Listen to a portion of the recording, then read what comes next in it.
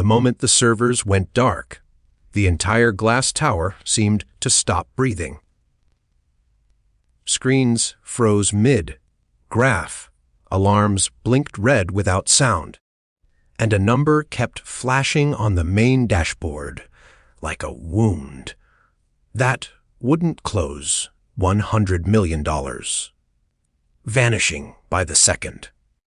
On the 42nd floor, executives stood frozen in tailored suits, while on the ground level, a man in faded blue overalls pushed a mop bucket under the bright daytime sun, pouring through the lobby windows, unaware that fate was about to turn its face toward him. Before the story pulls you deeper, take a second.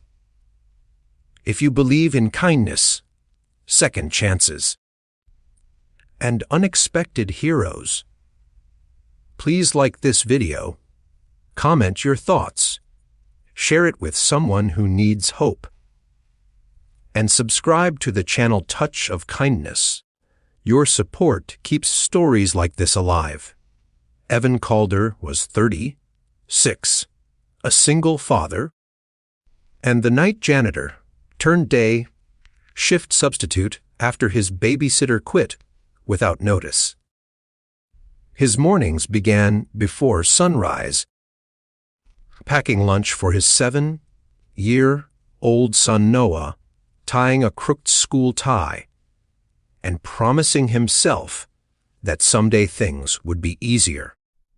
The corporate tower was just a job, a place that smelled of polish and money he would never touch.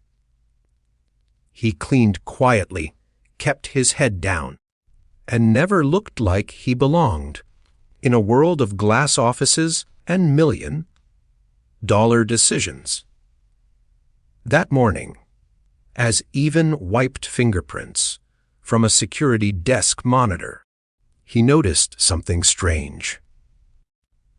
The screen wasn't just frozen.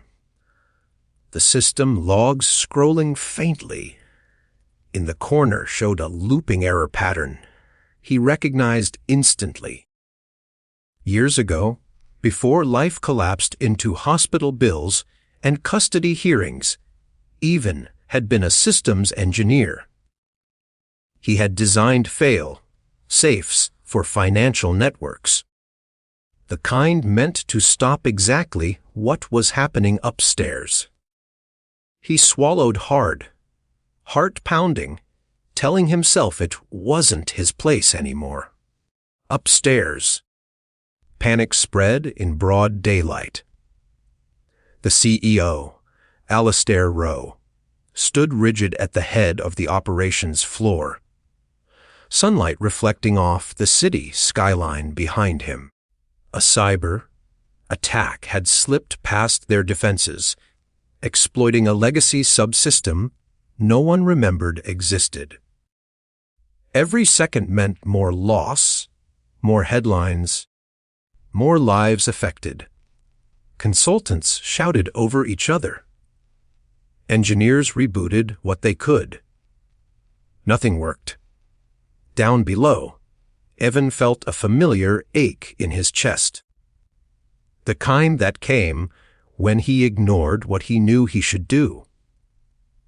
He thought of Noah's backpack with the torn zipper, of overdue rent notices folded neatly at home, of the promise he'd made to be brave when it mattered. With shaking hands, he walked to the security phone and asked to report a critical systems issue. He was laughed off at first, told to return to his cleaning route. But when the losses jumped another 10 million in under a minute, desperation cracked pride. Evan was escorted upstairs, mop water still dripping from his sleeves, eyes lowered under the weight of judgment. Daylight filled the room, harsh and exposing. No one expected anything from him. Evan didn't ask for permission. He moved straight to a terminal, fingers hovering for a breath, then flying with muscle memory that never truly fades. He isolated the corrupted node, rerouted the transaction flow, and triggered a dormant manual override buried deep in the architecture. The flashing number slowed, then stopped. Silence fell heavier than any alarm. In less than 30 seconds, the bleeding ended. Executives stared at the screen, then at Evan, as if the building itself had spoken. Alistair Rowe felt something unfamiliar tighten his throat.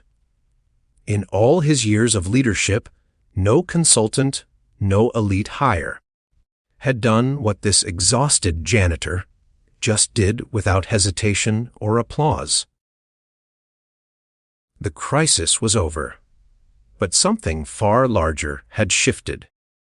Investigations later confirmed it.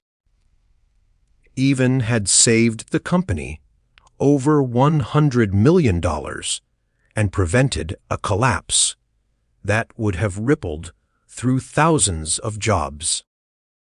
Under the bright afternoon sun, Rowe asked about Evan's past and listened without interrupting. For the first time that day, the CEO's voice shook, not with fear, but with humility.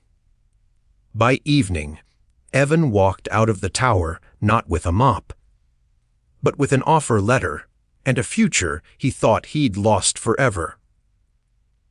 More importantly, he walked home to Noah with lighter steps, knowing his son would grow up, seeing that worth isn't erased by hardship, and that dignity can survive even the hardest seasons. If this story touched your heart, if it reminded you that people are more than their job titles, and that hope can walk in wearing worn shoes, please engage with this video. Like it, share it, and let others feel this moment too.